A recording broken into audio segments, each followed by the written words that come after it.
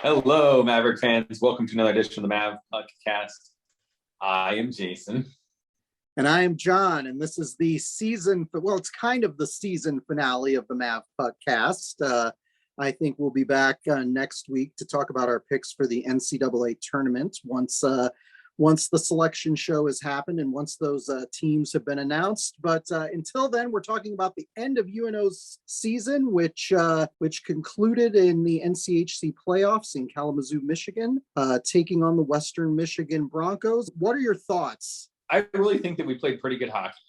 I think that we've had this conversation the entire season about them putting together a full 60-minute hockey game, and they failed to do that yet again, and that's really what it came down to. In both games, I thought the majority of the game, we controlled play, we were the better team. And for, a 10 to 15-minute stretch, we let off the gas. We let up, and we let them dictate the tempo and the play style, and it came back to bite us both nights. I would agree with that. I think you look at that game, and we held leads in both of those games, and we just weren't able to close. And, looking at the Saturday night game in particular, we had a 3-1 lead. And I actually felt pretty good, even though a 2-goal lead is considered to be the most dangerous lead in hockey. Problem was the latter half of the second period on Saturday night, things kind of fell apart for UNO. And Western Michigan scored 3 unanswered goals to take the lead 4-3. And then in the third period, we did get the equalizing goal. It was just kind of one of those errant things where Western Michigan goaltender Brandon Bussey slipped and fell down, and Jack Randall picked up the puck, and you could see the momentum turn. Ultimately, we lost in sudden death overtime. It was definitely an interesting series. Like you said, there were stretches in both of those games where we really played solid hockey, and I thought we controlled the pace and controlled the tempo. But it was one of those deals where we just don't have that intangible thing that it took to just put this team away this weekend. Yeah. Like I said, they just kind of let off the gas. Like, you were motoring along, and you let them catch up. And, my question to you, John, is what you think, because, we've talked a little bit about this off podcast, but, do you attribute that to a deficiency in coaching? Is it a culture thing, or do you think that it's the talent of the players and you do the best with what you have? It's one of those things that's really hard to ascertain just looking from the outside in. I don't know what it is. I do wonder if it's the philosophy of the team. You and I have been praising the team all season long. Last week on the podcast, I said that I thought top to bottom, this team might actually be more talented than the Frozen Four team back in the 2014-2015 season. I did think when we got that 3-1 lead on Saturday night that we played a little bit tentatively the rest of the way. I thought that it felt like we were kind of playing not to lose at that point, as opposed to trying to go full throttle. They have a tendency to get a little complacent. And I would equate the same thing as the reason why we lost so many games against Colorado College in Miami, I think is the same reason. And it's the same thing that we saw when we got up 2 goals against Western Michigan. And it's that raw complacency of like, okay, we've got this, we can do this. We're sitting in a good position instead of, I had one coach that said, always plays it, no matter what the score is, always play like you're losing by a goal. Always have that kind of that drive. And it seems like we play like we're a better team and we can just kind of turn it on, right? And I think it's proven this season. We can't. Like, we can get lucky sometimes, but we're just not a dominant force. So when we get a 2-goal lead, we need to just, put the foot down and keep going at it. And, maybe if you get up by 10, I'll allow you to hang back. But until that point, it should be full steam ahead. It should be our game, our way all time. And it's just not. And, it sucks. And I was watching NHL games this weekend, and it was interesting watching those because obviously the talent level is different, right? But even on those teams, there's a few guys in the league that just you can tell that they take a team and just say, I don't care what you're dealing with, we're doing this. And it's a different team, like they just outright dominate in that league. And we don't have that player. I don't know that I don't think UNO has ever had that kind of player that was just like, I can just bring you all with me at any point and say, this is the way we're going to play. And everyone follows. That's a recruiting thing for me. Like if you need that, you got to go out and find that and convince yourself, like figure out how it is that you convince that kid to come play for us. But we need that. We need a guy that's just can take the game on his shoulders and just drive it home for us. Otherwise, it's got to be a coaching thing. You've got to find a way to always keep these guys motivated because they just weren't. And it turns quickly.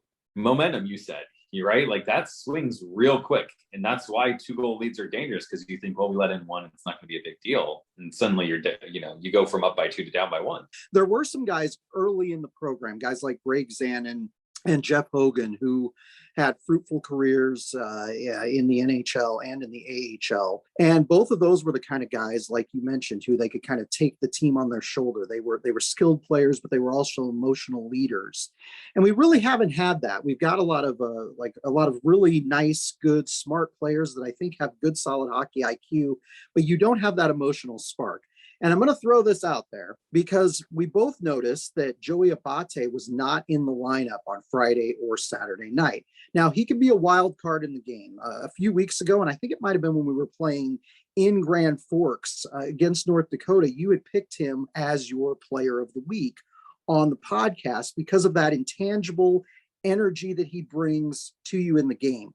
And I would imagine that he wasn't played at Western Michigan because they were worried about taking penalties against Western Michigan because Western Michigan has a very good power play unit. It totally makes sense from a strategic point of view. But to be perfectly honest with you, going into this series on the road at Kalamazoo, knowing you're not going to get an at-large bid to the NCAA tournament, knowing you need to win 4 games, you need to win 2 in Kalamazoo and 2 in St. Paul at the NCHC Frozen Faceoff to make the NCAA tournament with the auto bid, it's a long shot that you're going to be able to go on the road and win 4 games like that. And so I almost would have had him in the lineup just because I know that he's the kind of guy who would have gotten under Western Michigan's skin. Now, maybe he would have drawn penalties. Maybe we would have had to kill off 5-minute majors. I was kind of disappointed not to see him because I think sometimes you need those guys that provide energy, that provide a spark, that get the team fired up, if you know what I'm saying.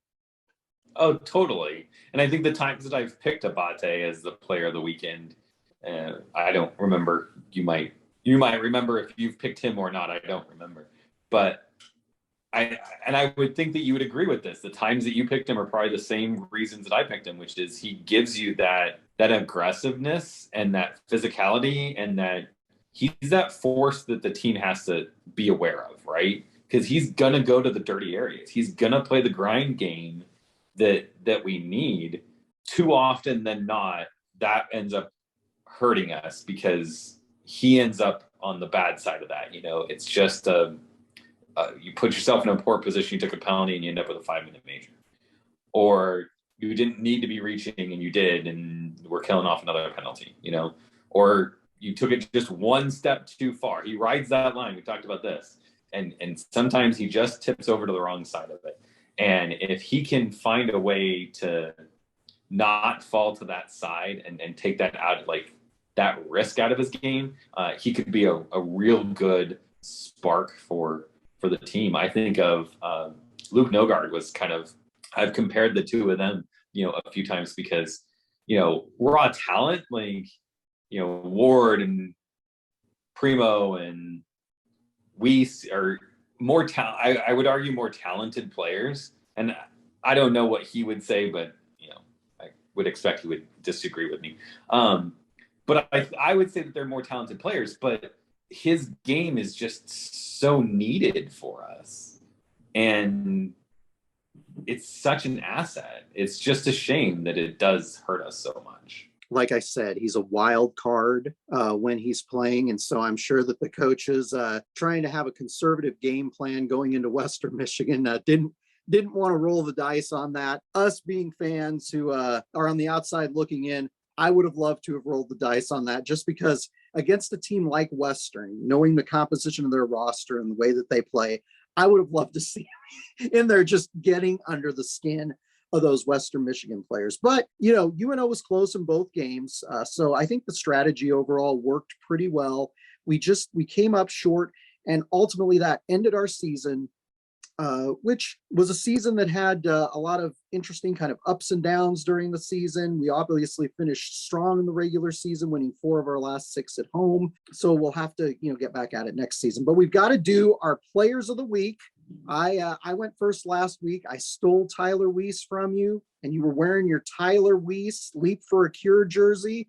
So my apologies for that. But this week, I'll let you go first, Jason. I think there's a number of guys that had really, really good series. And I don't know, like I struggle a lot with who to pick. I think, partly for the reason that we talked about Abate and what he brings to the team from an emotional leadership standpoint, I'm going to pick Conley.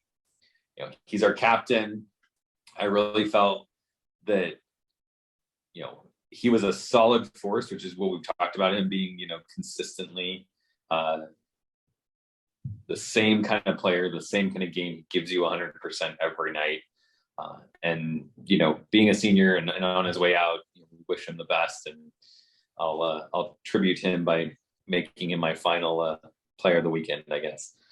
I went back and forth between Isaiah Seville, who I thought had a good performance and kept us in both of those games. The stats might not show it. Western Michigan did put up goals. I thought he was solid, though, both nights. But I'm going to go with one of the younger guys. I'm going to go with Matt Miller, one of my favorite players on this roster. He had a goal and an assist on the weekend, and he was originally a Michigan State recruit. And ultimately, that ended up falling through, and he ended up coming to UNO, and I'm glad he's here. So I got to go with one of the guys who will be back next year, and I'm going to go with Matt Miller because I thought he had a good weekend all around, and I was happy to see that. Turning to next season in our shootout segments, Jordan McAlpine, in his Saturday night article, had a little tidbit that a lot of fans didn't pick up on, but Bridget picked up on this, and she texted it to the group thread this morning. Omaha's non-conference slate next season will include trips to Lake Superior State and Long Island University, 2 teams that we played at Baxter Arena this season. Alaska will come to Omaha this year. It doesn't look like we have a trip to Fairbanks this year. St. Lawrence will come to Baxter Arena next season. And then it's believed that the other team in our non-conference slate will be Niagara University, a team we played quite a bit in the early years of the UNO hockey program, but we haven't seen for a while. So Jordan had that in his article. That is our non-conference slate this season. I know you and I talked about what we consider to be a relatively weak non-conference schedule this season. What do you think, Jason? No Big Ten teams in that lineup? No Hockey East teams in that lineup? I really wonder why with that. I think we clearly got bit this year in pairwise with not having quality wins on our schedule. And I know that we're going to get, quality games come NCHC play, but I look at it going, they're not teams I'm like dying to see, right?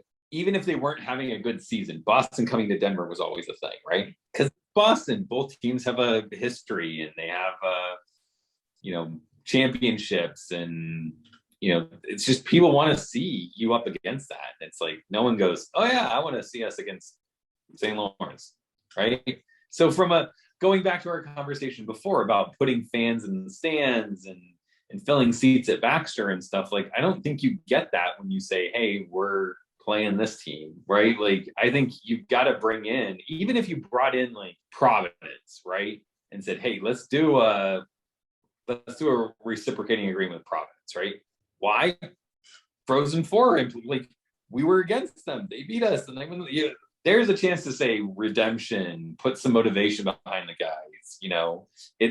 They may not be a great team that year. I don't know, but they're going to be a solid team, right? Like they're on an entirely different level than St. Lawrence and Long Island. So, I just wonder like what the decision-making process is and who's picking these types of things, because I think they're missing opportunities to increase our odds of getting into the playoffs. And I think they're missing opportunities to get fans excited about the team and the game because of who we're playing up against. Yeah, I'll agree. I ask myself the same questions regarding schedule. And you and I try to avoid conspiracy theories as much as possible. I would say this, and I want to emphasize the word if, there's strategizing going on here. And it's like they looked at some of the players who would be leaving a few years ago and looked at the fact that they would have a young roster. I'm concerned that the thought was,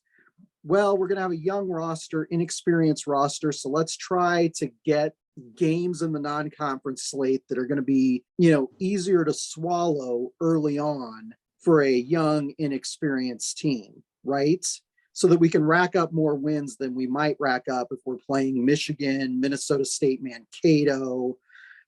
Give them some confidence to start the season. Okay, I see where you're going. Right. The problem that I have with that, and this was a problem I had with it this season, is we went 10-2 in our non-conference slate this season, and we got 21 wins, which is tied for the second most wins in a season in the history of UNO hockey. And I'm just concerned that it's like, well, while we're rebuilding the team, while we're retooling here, we're going to schedule weaker opponents, but down the road, we'll schedule stronger opponents again. My concern is this. My concern is that, you can kind of get into the mindset of, well, it's kind of nice to play those weaker teams. We can rack up some non-conference wins, and then we can hope that the strength of the NCHC, lifts us up. So we're high enough in the pairwise that we can get an at-large bid. I would just say, and you alluded to this a few moments ago, as a fan, we're paying. When we buy season tickets, we want to see UNO play the best teams available, not just in NCHC play, but in NCAA play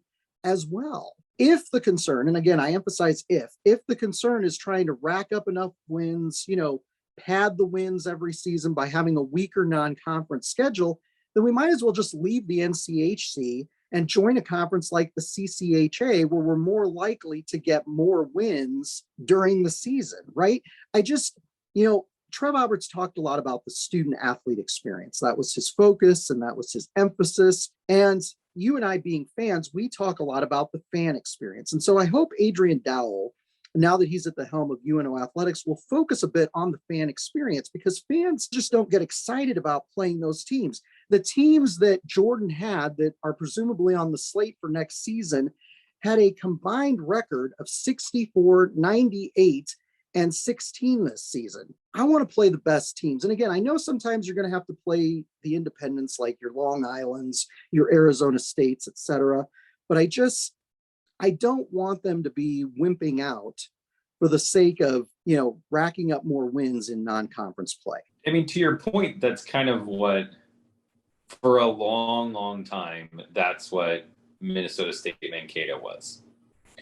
And it's the perennial, like, anyone who's been around college hockey knows that picking them to get an NCAA tournament win is a very dangerous thing, because they're always highly ranked because they get a lot of wins, and they usually can perform well in a 2-game series against a team when they go into Michigan or Minnesota or something like that, right? The problem is that the majority of their season spent in their conference, and they've never really been in a conference that's been top tier. And the argument has always been that what ends up happening is that when you're in a do or die 1-game scenario against a nationally powerhouse team, say North Dakota or something, right? Like, they're not prepared. And we rely, to your point, heavily on the teams in the NCHC preparing us for postseason play.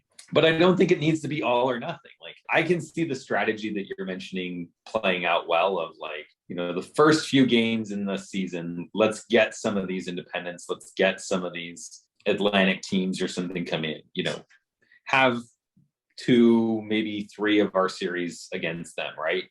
But have a big name, have a nationally recognized program come in so that we get the best of both worlds. Because you and I are hockey fans, I think, I would say, in that we can find joy in seeing our team lose against if Boston came in as the number 1 team ranked in the country and, we lost by a goal or something, like, I'd be sad that we lost, but at the same point in time, like, I would have had a good time because, it was a good team, right? I don't get excited about, beating these Atlantic hockey teams 6-1 or something, right? And so it's like, bring someone in, even if we lose.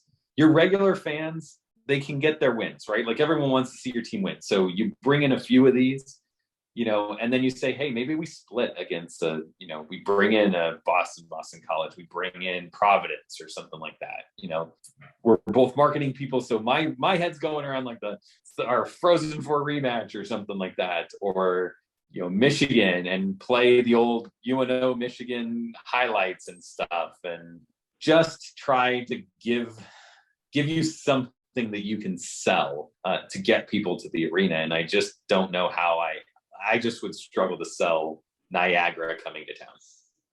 Yeah, I completely agree. And like you mentioned, I don't take a whole lot of satisfaction in what I consider to be hollow victories. Yes, you have to play the games, and there are no guarantees whether you'll win. But I go with that long used adage that sports fans, bandy about, which is, if you want to be the best, you got to beat the best. And I love playing the better programs, even if we lose. I know it's better for the team, especially when you're dealing with a team that has young recruits.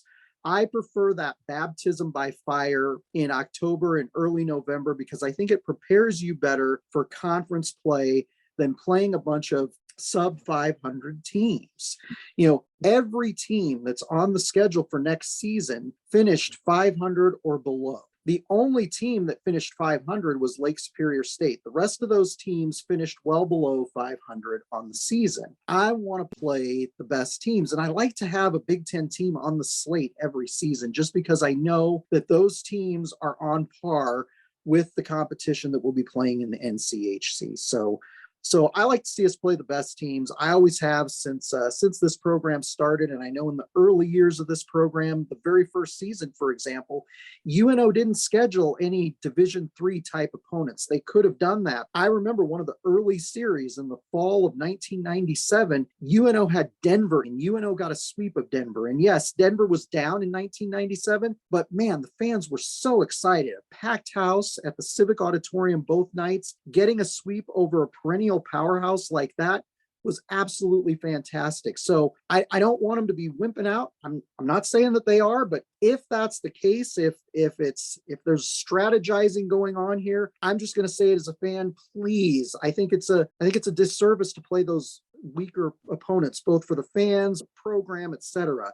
Schedule the best teams available, schedule the best teams possible. I think in the long run, it will make UNO a better program.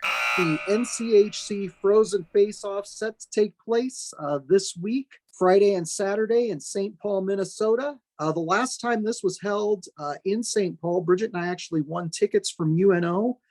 We went up for that in 2019. It was a great weekend. UNO wasn't there, but we had a lot of fun. We hung out with some other UNO fans that were there. We hung out at Mall of America and went to IKEA and did all those kind of fun things that you do in the Minneapolis-St. Paul area when you go up there for an event. And this weekend, we're not going up. Sadly, if UNO had made it, we were planning to, but it's not in the cards this year for us to go up there. But we've got some intriguing matchups going on. We've got DU taking on Minnesota Duluth. And we've got North Dakota taking on Western Michigan. I think this is a very interesting slate of games. I'm going to let you start and give me your impressions and your predictions for this weekend for the NCHC Frozen Faceoff. I think these are some of the better matchups because the teams play very similar styles. The Western Michigan Duluth, those are two, or the Western Michigan and North Dakota, those are two of the teams that, are typically some of the more physical teams in the league. Highly talented team in North Dakota. I don't know. Like, I have a hard time because like what I think is going to happen and what I want to happen are two different things with both of these series. I want Western Michigan to get through, partly because they beat us, and I just feel better if the team that wins the whole thing is the team we lost to. It just sours a little less in my mouth that way. But I think North Dakota comes away with that series. Duluth and Denver are the kind of the same thing. They're two teams that play a very similar structure and a very similar game, so it's going to come down to execution. I want Denver to win. Just, I was a Denver fan. I lived in Denver, so I have a connection there. They've lost to Duluth before, so a little revenge would be nice. But unfortunately, I think Duluth is a little bit more hungry with this, and I think they're going to be a little more motivated to perform well. I didn't think that their games against St. Cloud State were their best efforts, and I think that they're going to want to come out and show people that they can play a more efficient brand of hockey than they played last weekend. And so if you're asking me what I think it's going to be North Dakota and Duluth. And who do you have winning that game? I think North Dakota wins that game. Okay. I don't know. They just seem like they're playing good hockey right now, and they always seem to do well when they feel a little bit slighted. And I think some of the fans and stuff, and probably some of the players too, feel a little slighted that they shared the Penrose with Denver, and they ended up in the 2C because of the tiebreaker. So I would say that might just give them the edge they need to get over Duluth, but it would not shock me if Duluth wins the NCHC again. I mean, done it before, this almost the same way, the same route too. So who knows? Yeah, I hear you on that. And you're absolutely right. First of all, let me just say, I think your predictions could be spot on. I agree with everything you said there. For the sake of discussion, I'm going to be a little bit different. I do think that Minnesota Duluth will beat Denver, and mainly because Duluth has a little bit more to play for at this point. We know that all four of these teams are going to make the field of 16 for the NCAA tournament, but Denver knows that they're going to be hosting that regional in Loveland, Colorado this year, so they know that they're going to be the host school there, close to home. Duluth, where they're at right now, they're playing for positioning in the NCAA tournament. I think that their future is a little bit uncertain as to where they might go. And so for that reason, I would say that I think they have a little bit more motivation. Their record isn't as strong as Denver, and they'll have a lot of fans in the arena. So I think that will benefit them. But I think that's a really intriguing matchup. And then in the North Dakota, Western Michigan, I think everything you said about North Dakota is correct. They're playing great hockey right now.